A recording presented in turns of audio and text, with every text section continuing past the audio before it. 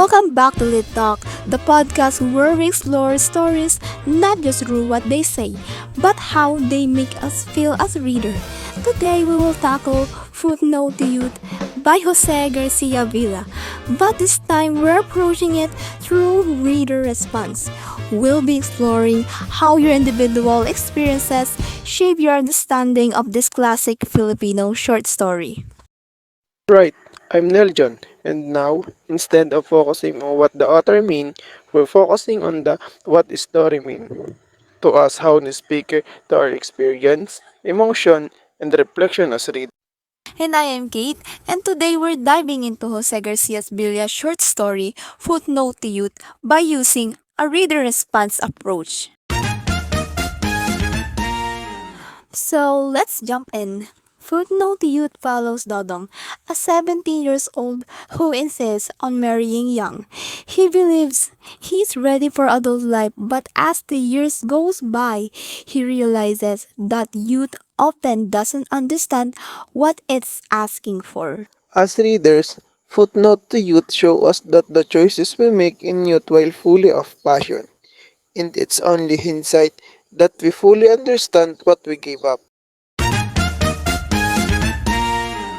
Reading the short story, there's a mix of frustration and sympathy for Dodong. Like when he tells his father that he wants to marry Tiang, he's so sure of himself. I want to marry Tiang. I want your permission. He said with no hesitation.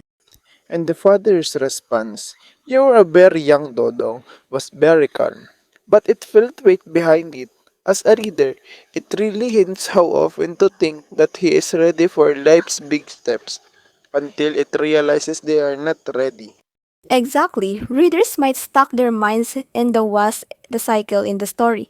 Years later, Dodong, his own son, wants to marry at the young age too. And Dodong, despite knowing the pain of his own decision, doesn't stop him. It seems powerful. It's like he remember being young and how it felt to be told no. And now, even though he knows better, he says silent. That silence say everything. As I read the story, I think this is really relatable to everyone's experiences of looking back at past decisions and thinking why I didn't listen. You know, I've been definitely had moments like that. Same here. And what Billy does so well is that he doesn't blame Dodong. He just let the story unfold naturally. So will the regret, the tiredness, the realization that life is more than just excitement and love. Yeah, you are right. As a reader, it made me reflect on how hard to give advice to someone's younger because they often would not understand until they live it. So in the end, footnote to youth isn't just a warning.